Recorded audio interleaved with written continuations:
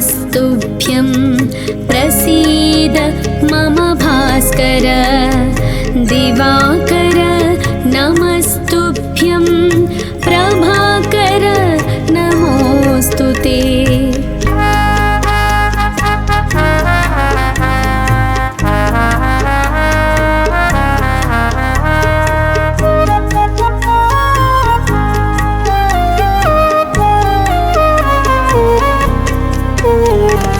सप्ताश्वरथ मारूढं प्रचण्डं कश्यपात्मजं श्वेतपद्मधरं देवं तं सूर्यं प्रणमाम्यहम्। लोहितं रथमारूढं सर्वलोकपितामहं महापापहरं देवं तं सूर्यं प्रणमाम्यहम्।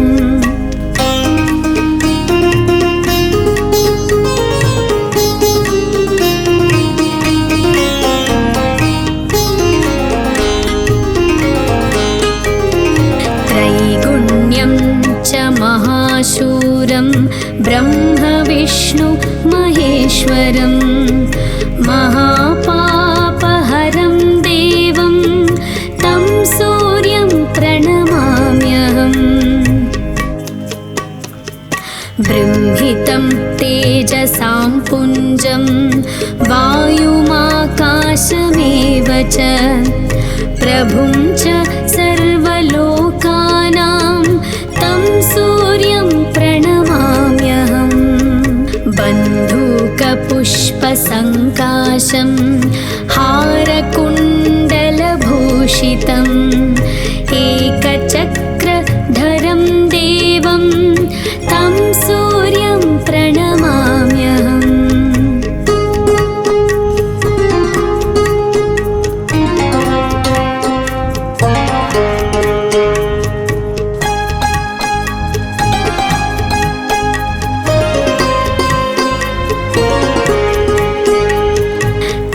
सूर्यं जगत्कर्तारं महातेजः प्रदीपनं महापापहरं देवं तं सूर्यं प्रणमाम्यहम्।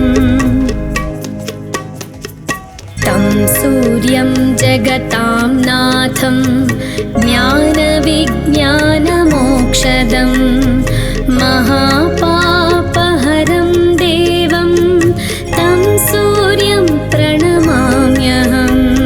सूर्याष्टकं पठेन्नित्यं ग्रहपीडाप्रणाशनम् अपुत्रो लभते पुत्रं दरिद्रो धनवान् भवेत्।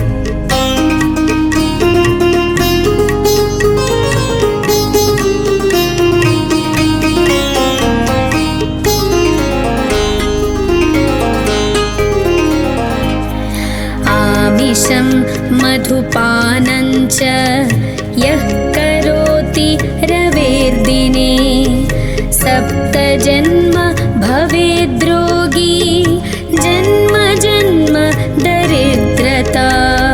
स्त्रीतैलमधु मांसानि ये त्यजन्ति रवेर्दिने न व्याधि शोकदारिद्र्यं सूर्यलोकं स गच्छति।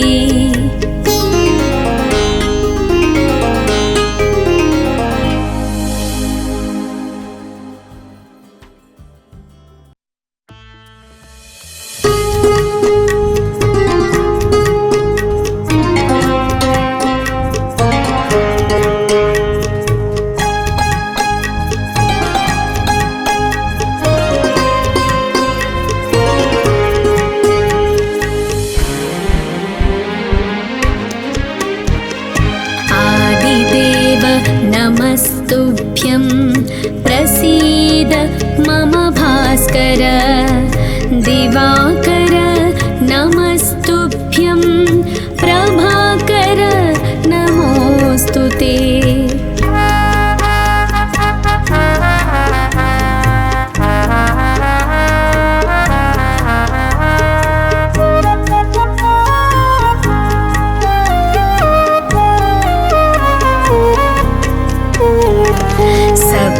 सप्ताश्वरथमारूढं प्रचण्डं कश्यपात्मजं श्वेतपद्मधरं देवं तं सूर्यं प्रणमाम्यहम्।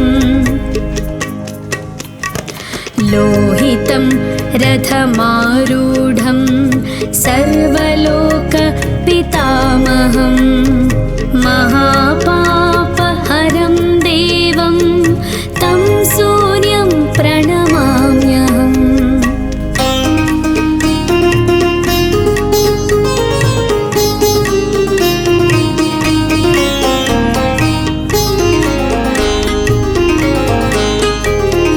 त्रैगुण्यं च महाशूरं ब्रह्मविष्णु महेश्वरं महापापहरं देवं तं सूर्यं प्रणमाम्यहम्। बृंहितं तेजसां पुञ्जं वायुमाकाशमेव च प्रभुं च सर्वलोकानां तं सूर्यं प्रणमाम्यहम्। बन्धूकपुष्पसङ्काशं हारकुण्डलभूषितम् एकचक्रधरं देवं तं सूर्यं प्रणमाम्यहम्।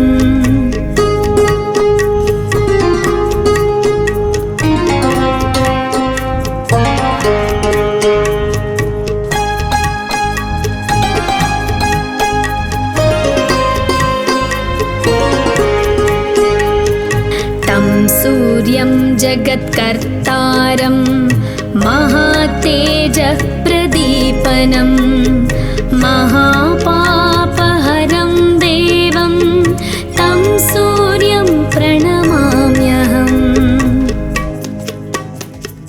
तं सूर्यं जगतां नाथं ज्ञानविज्ञानमोक्षदं महापापहरं देवं तं सूर्यं प्रणमाम्यहम्। सूर्याष्टकं पठेन्नित्यं ग्रहपीडाप्रणाशनम् अपुत्रो लभते पुत्रं दरिद्रो धनवान् भवेत्।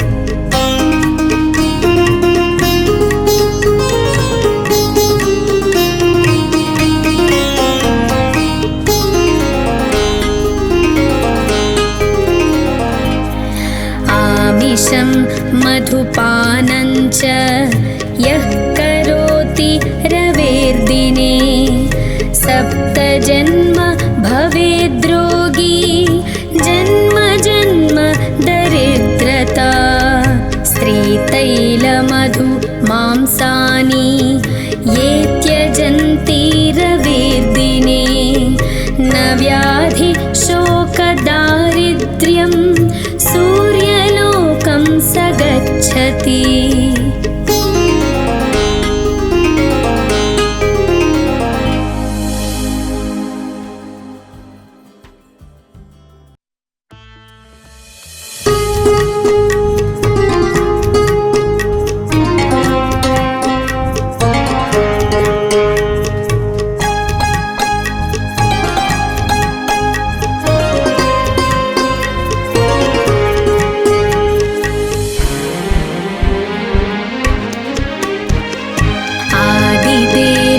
नमस्तुभ्यं प्रसीद मम भास्कर दिवाकर नमस्तुभ्यं प्रभाकर नमोऽस्तु ते।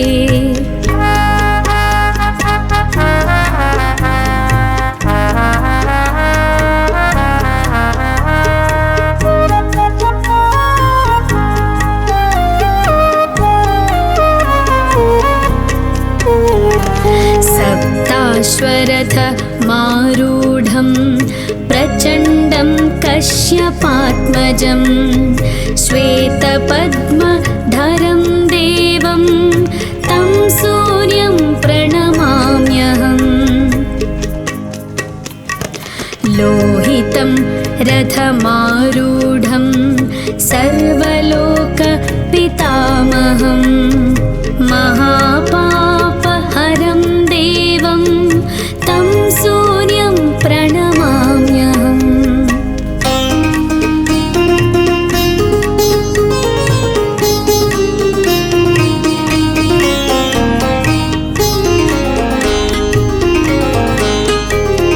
त्रैगुण्यं च महाशूरं ब्रह्म विष्णु महेश्वरं महापापहरं देवं तं सूर्यं प्रणमाम्यहम्। बृंहितं तेजसां पुञ्जं वायुमाकाशमेव च प्रभुं च सर्वलोकानां तं सूर्यं प्रणमाम्यहम्। बन्धूकपुष्पसङ्काशं हारकुण्डलभूषितम् एकचक्रधरं देवं तं सूर्यं प्रणमाम्यहम्।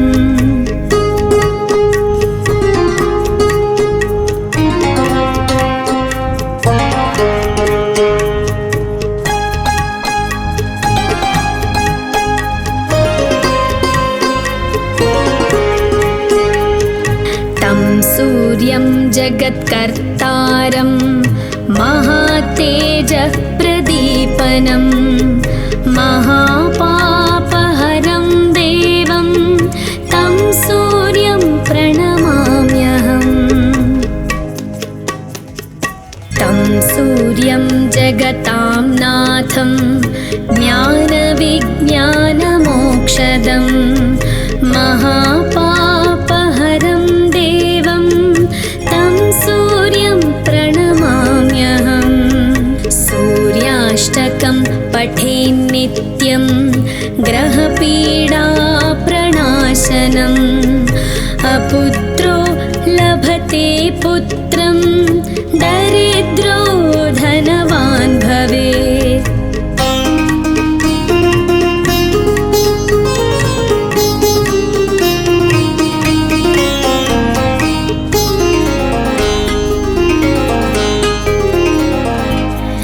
आमिषं मधुपानं च यः करोति रवेर्दिने सप्तजन्म भवेद्रोगी जन्म जन्म दरिद्रता। स्त्रीतैलमधु मांसानि ये त्यजन्ति रवेर्दिने न व्याधि शोकदारिद्र्यं सूर्यलोकं स गच्छति।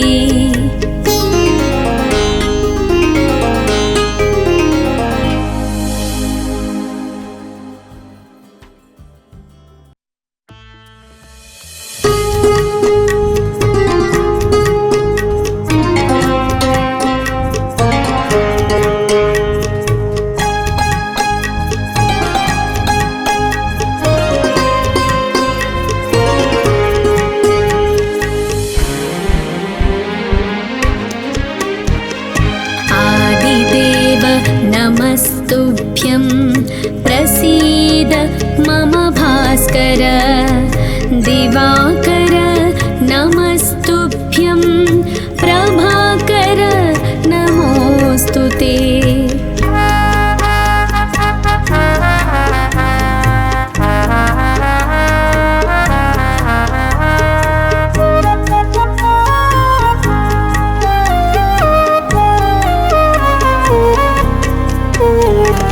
सप्ताश्वरथ मारूढं प्रचण्डं कश्यपात्मजं श्वेतपद्मधरं देवं तं सूर्यं प्रणमाम्यहम्। लोहितं रथमारूढं सर्वलोकपितामहं महापापहरं देवं तं सूर्यं प्रणमाम्यहम्।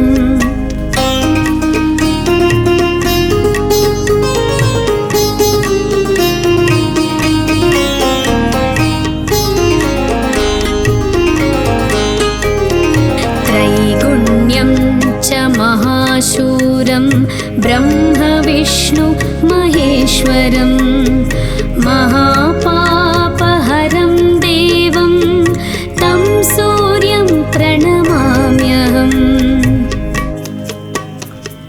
बृंहितं तेजसां पुञ्जं वायुमाकाशमेव च प्रभुं च सर्वलोकानां तं सूर्यं प्रणमाम्यहम् बन्धूकपुष्पसङ्काशं हारकुण्डलभूषितम् एकचक्रधरं देवं तं सूर्यं प्रणमाम्यहम्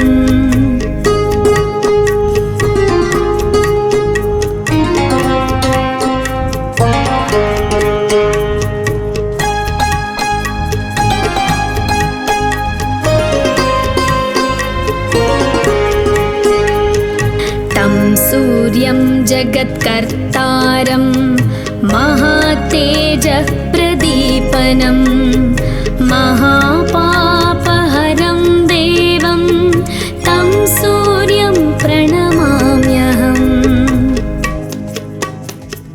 तं सूर्यं जगतां नाथं ज्ञानविज्ञानमोक्षदं महापापहरं देवं तं सूर्यं प्रणमाम्यहम् सूर्याष्टकं पठेन्नित्यं ग्रहपीडाप्रणाशनम् अपुत्रो लभते पुत्रं दरिद्रो धनवान् भवेत्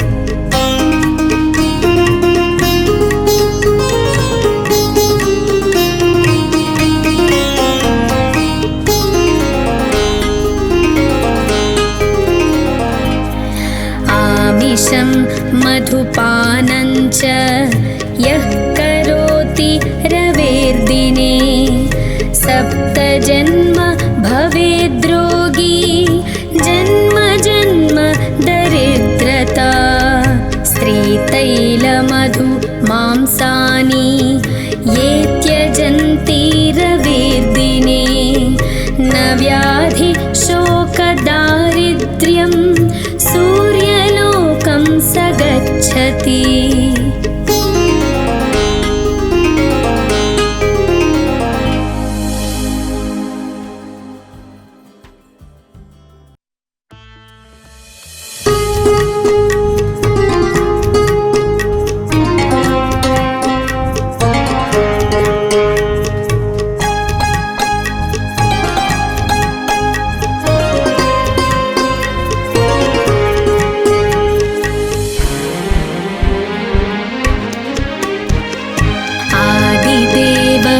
नमस्तुभ्यं प्रसीद मम भास्कर दिवाकर नमस्तुभ्यं प्रभाकर नमोऽस्तु ते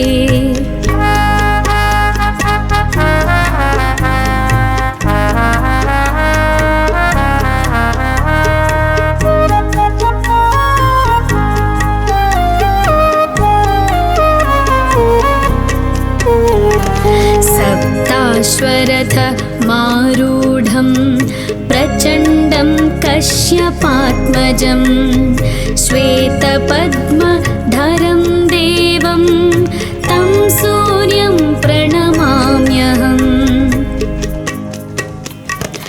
लोहितं रथमारूढं सर्वलोकपितामहं महापापहरं देवं तं सूर्यं प्रणमाम्यहम्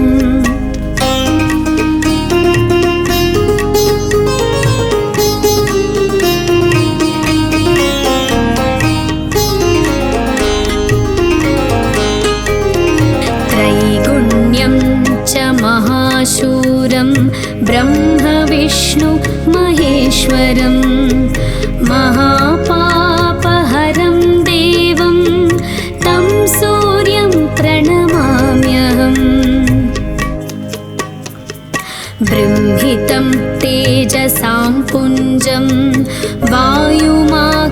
माहाकाशमेव च प्रभुं च सर्वलोकानां तं सूर्यं प्रणमाम्यहम् बन्धूकपुष्पसङ्काशं हारकुण्डलभूषितम् एकचक्रधरं देवं तं सूर्यं प्रणमाम्यहम्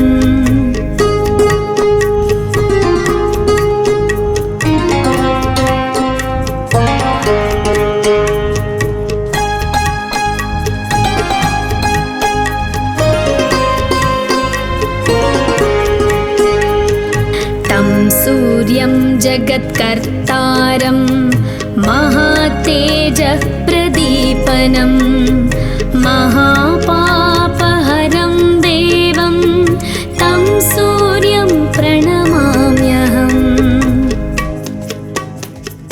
तं सूर्यं जगतां नाथं ज्ञानविज्ञानमोक्षदं महापापहरं सूर्यं प्रणमाम्यहम् सूर्याष्टकं पठेन्नित्यं ग्रहपीडाप्रणाशनम् अपुत्रो लभते पुत्रं दरिद्रो धनवान् भवेत्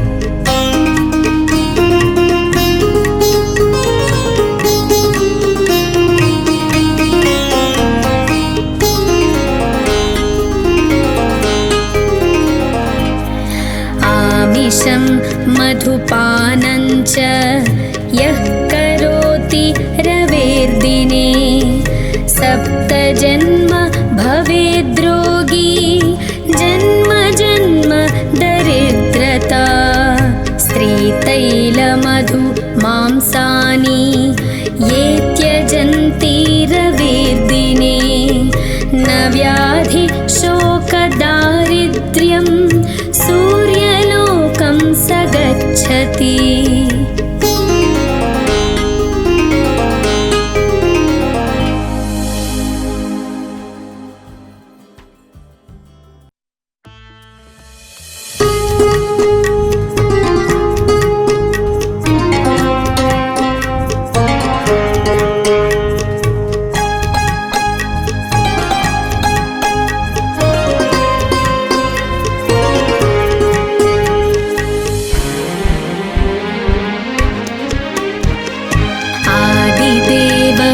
नमस्तुभ्यं प्रसीद मम भास्कर दिवाकर नमस्तुभ्यं प्रभाकर नमोऽस्तु ते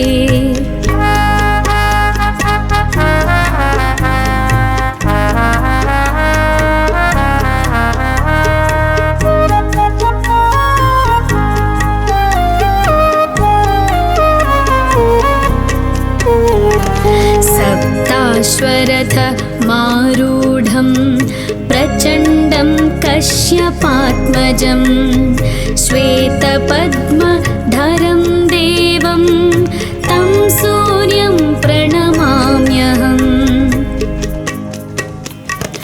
लोहितं रथमारूढं सर्वलोकपितामहं महापापहरं देवं तं सूर्यं प्रणमाम्यहम्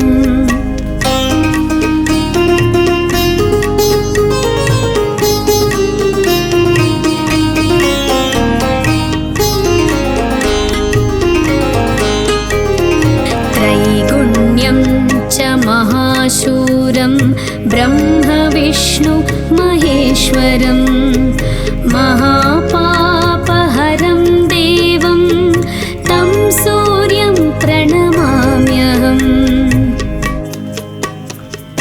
बृंहितं तेजसां पुञ्जं वायुमाकाशमेव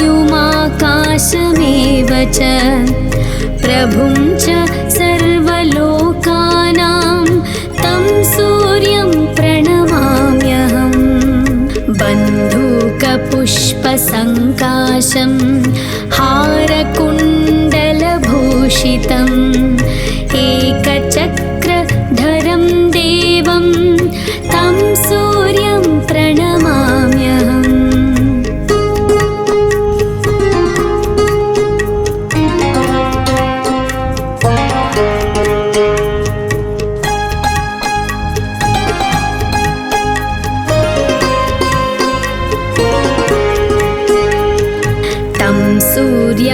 जगत्कर्तारं महातेजः प्रदीपनं महापापहरं देवं तं सूर्यं प्रणमाम्यहम् तं सूर्यं जगतां नाथं ज्ञानविज्ञानमोक्षदं महापापहरं देवं तं सूर्यं प्रणमाम्यहम् सूर्याष्टकं पठेन्नित्यं ग्रहपीडाप्रणाशनम् अपुत्रो लभते पुत्रं दरिद्रो धनवान् भवेत्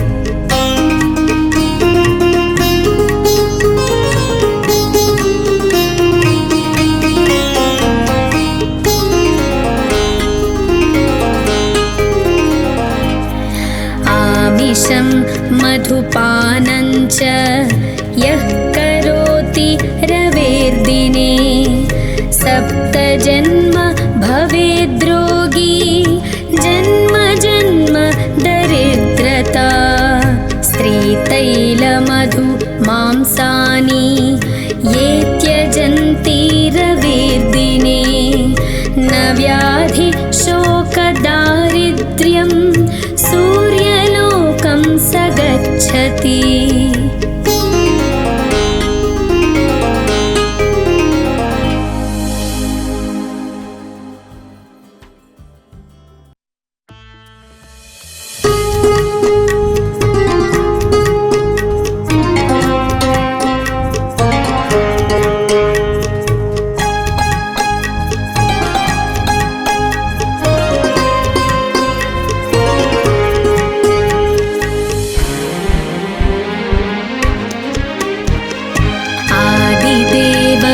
नमस्तुभ्यं प्रसीद मम भास्कर दिवाकर नमस्तुभ्यं प्रभाकर नमोऽस्तु ते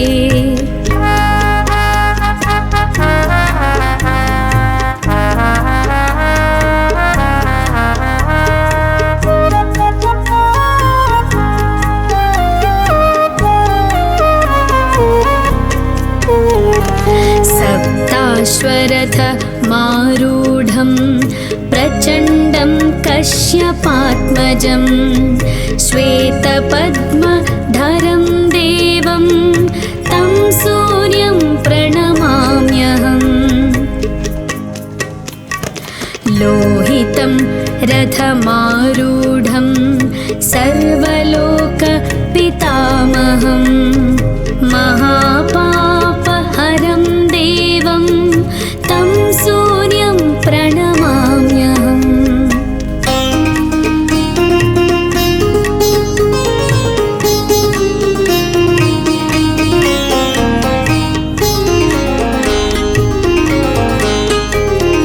त्रैगुण्यं च महाशूरं ब्रह्म विष्णु महेश्वरं महापापहरं देवं तं सूर्यं प्रणमाम्यहम्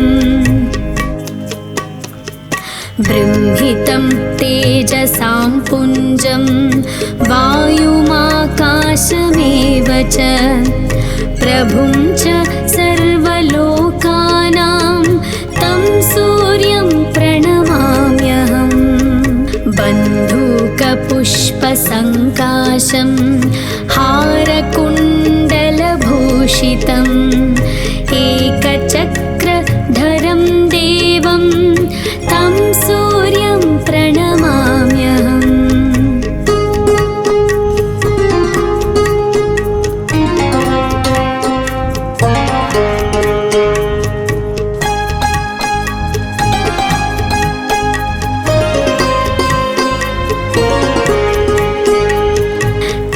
सूर्यं जगत्कर्तारं महातेजः प्रदीपनं महापापहरं देवं तं सूर्यं प्रणमाम्यहम्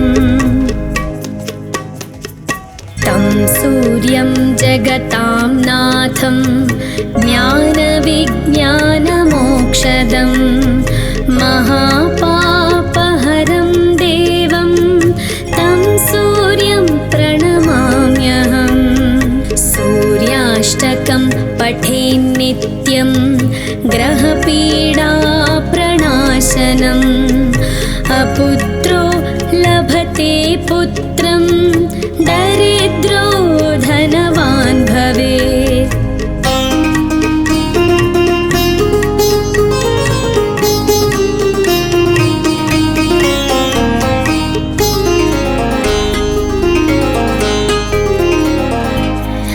आमिषं मधुपानं च यः करोति रवेर्दिने सप्तजन्म भवेद्रोगी जन्म जन्म दरिद्रता स्त्रीतैलमधु मांसानि ये त्यजन्ति रवेर्दिने न व्याधि शोकदारिद्र्यं सूर्यलोकं स गच्छति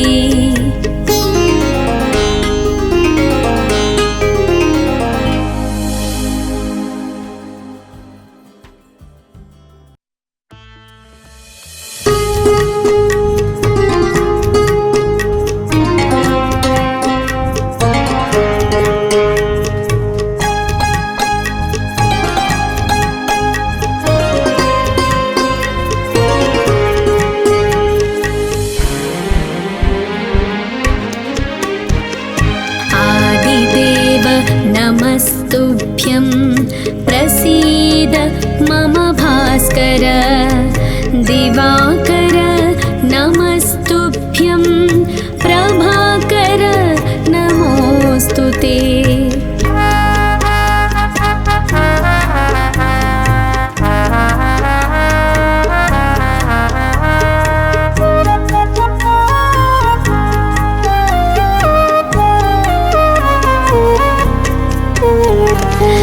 सप्ताश्वरथ मारूढं प्रचण्डं कश्यपात्मजं श्वेतपद्मधरं देवं तं सूर्यं प्रणमाम्यहम्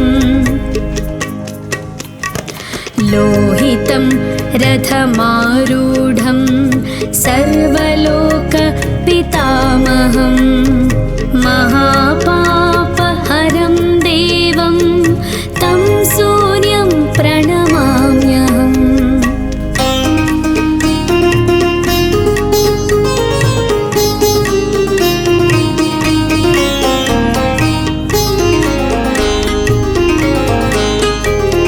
त्रैगुण्यं च महाशूरं ब्रह्म विष्णु महेश्वरं महापापहरं देवं तं सूर्यं प्रणमाम्यहम्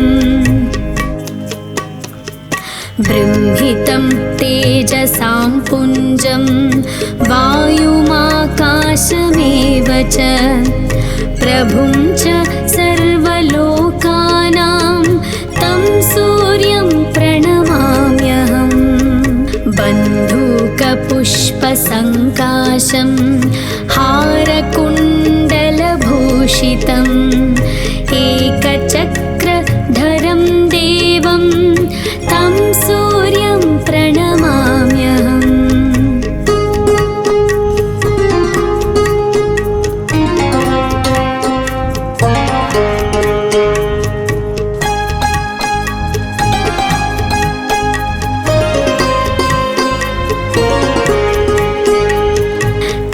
सूर्यं जगत्कर्तारं महातेजः प्रदीपनं महापापहरं देवं तं सूर्यं प्रणमाम्यहम् तं सूर्यं जगतां नाथं ज्ञानविज्ञानमोक्षदं महापापहरं देवं तं सूर्यं प्रणमाम्यहम् सूर्याष्टकं पठेन्नित्यं प्रणाशनम् अपुत्रो लभते पुत्रं दरिद्रो धनवान् भवेत्।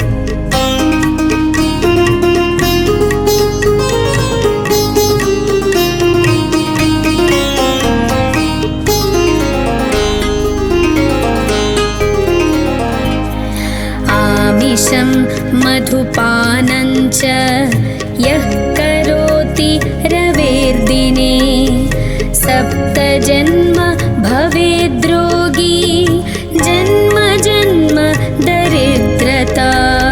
स्त्रीतैलमधु मांसानि ये त्यजन्ति रवेर्दिने न व्याधि शोकदारिद्र्यं सूर्यलोकं स गच्छति।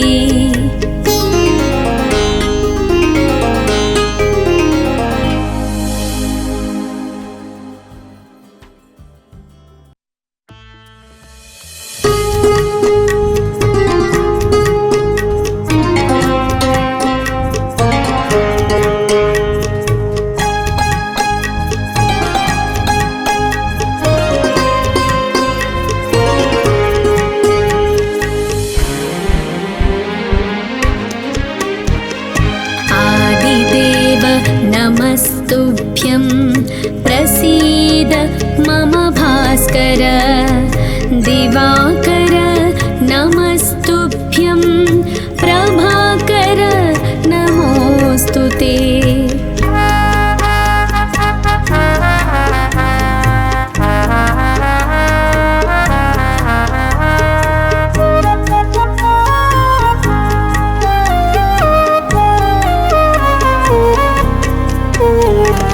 सप्ताश्वरथ मारूढं प्रचण्डं कश्यपात्मजं श्वेतपद्मधरं देवं तं सूर्यं प्रणमाम्यहम्। लोहितं रथमारूढं सर्वलोकपितामहं महापापहरं देवं तं सूर्यं प्रणमाम्यहम्।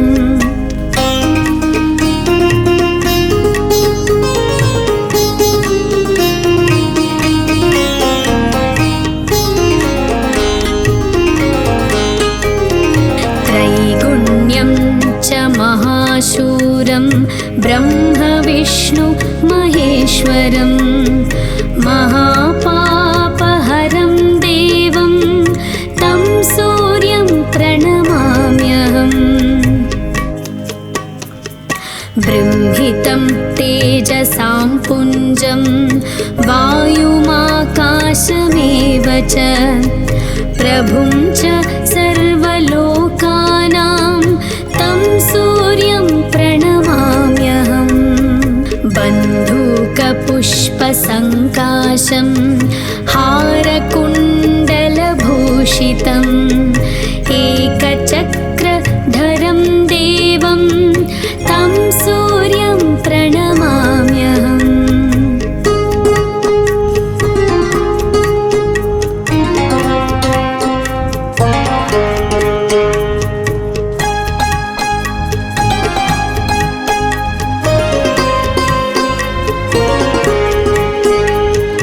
तं सूर्यं जगत्कर्तारं महातेजः प्रदीपनं महापापहरं देवं तं सूर्यं प्रणमाम्यहम्।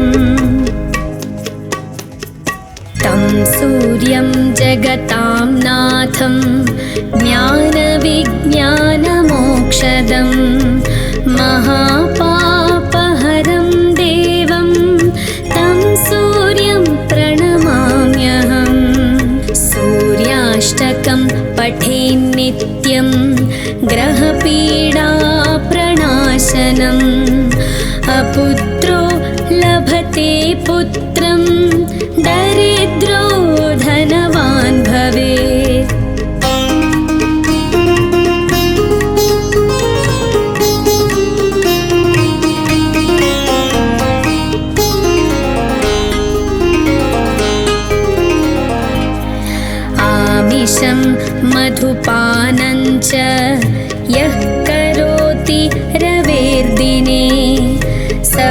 सप्तजन्म भवेद्रोगी जन्म जन्म दरिद्रता स्त्रीतैलमधु मांसानि ये त्यजन्तीरवेर्दिने न व्याधि शोकदारिद्र्यं सूर्यलोकं स गच्छति।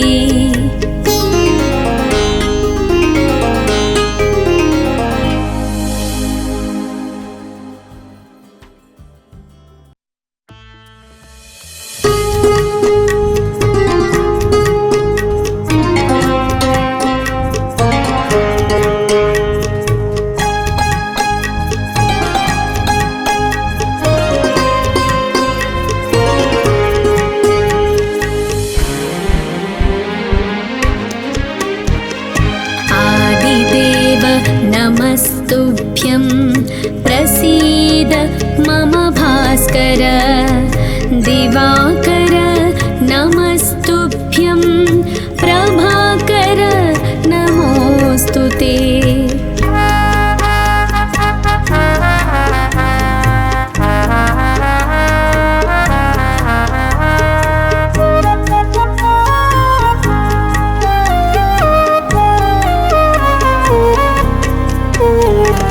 सप्ताश्वरथ मारूढं प्रचण्डं कश्यपात्मजं श्वेतपद्मधरं देवं तं सूर्यं प्रणमाम्यहम्। लोहितं रथमारूढं सर्वलोकपितामहं महापापहरं देवं तं सूर्यं प्रणमाम्यहम्।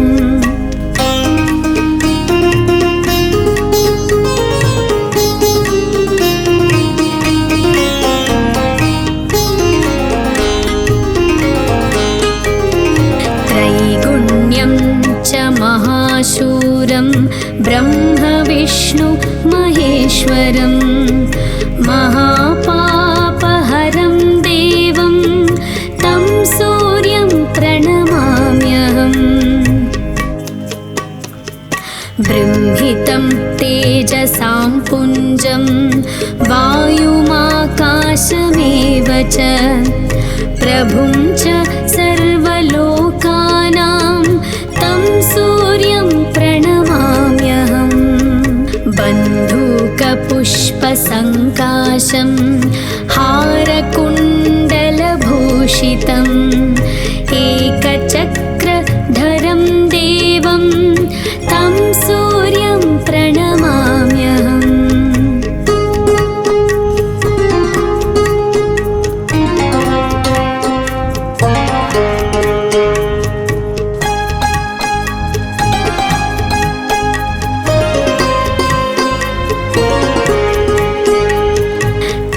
सूर्यं जगत्कर्तारं महातेजप्रदीपनं महापापहरं देवं तं सूर्यं प्रणमाम्यहम्।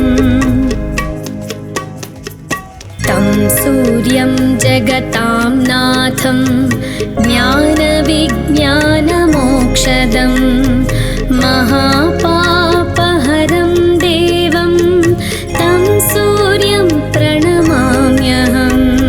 सूर्याष्टकं पठेन्नित्यं ग्रहपीडाप्रणाशनम् अपुत्रो लभते पुत्रं दरिद्रो धनवान् भवेत्।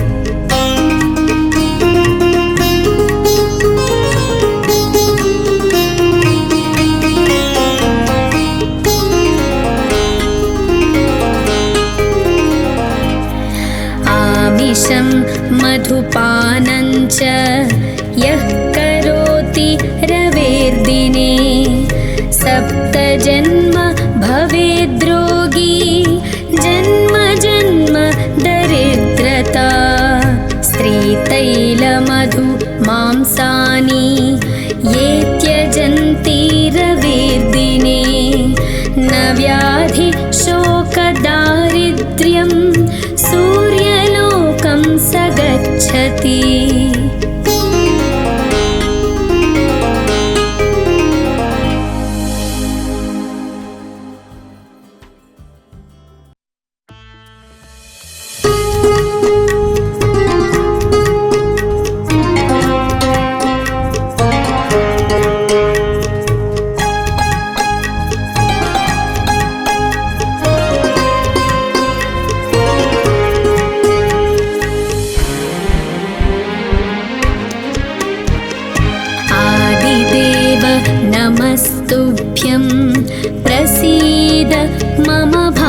दिवाकर दिवाकर नमस्तुभ्यं प्रभाकर नमोऽस्तु ते।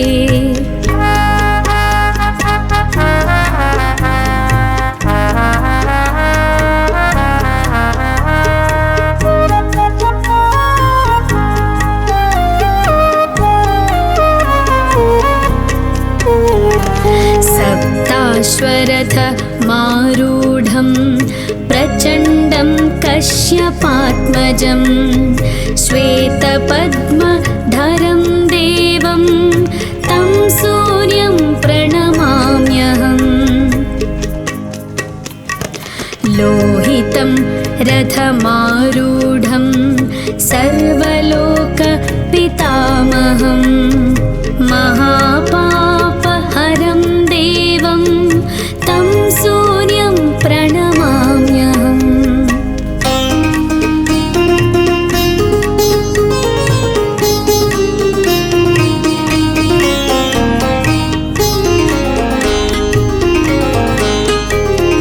त्रैगुण्यं च महाशूरं ब्रह्मविष्णु महेश्वरं महापापहरं देवं तं सूर्यं प्रणमाम्यहम्।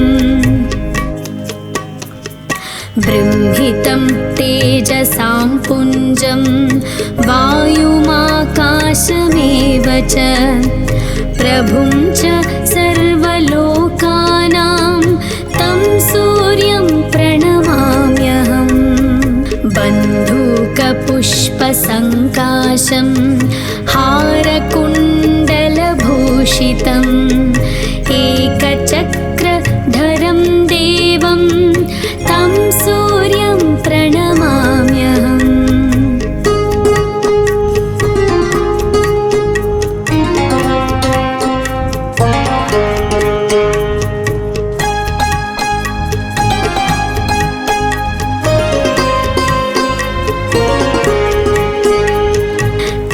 सूर्यं जगत्कर्तारं महातेजः प्रदीपनं महापापहरं देवं तं सूर्यं प्रणमाम्यहम्। तं सूर्यं जगतां नाथं ज्ञानविज्ञानमोक्षदं महापापहरं देवं तं सूर्यं प्रणमाम्यहम्। सूर्याष्टकं पठेन्नित्यं ग्रहपीडाप्रणाशनम् अपुत्रो लभते पुत्रं दरिद्रो धनवान् भवेत्।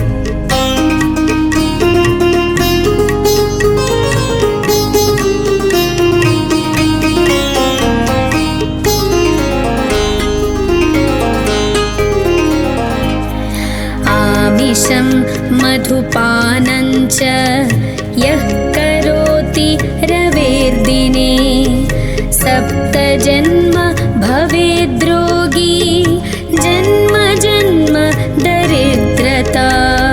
स्त्रीतैलमधु मांसानि ये त्यजन्ति रवेर्दिने न व्याधि शोकदारिद्र्यं सूर्यलोकं स गच्छति।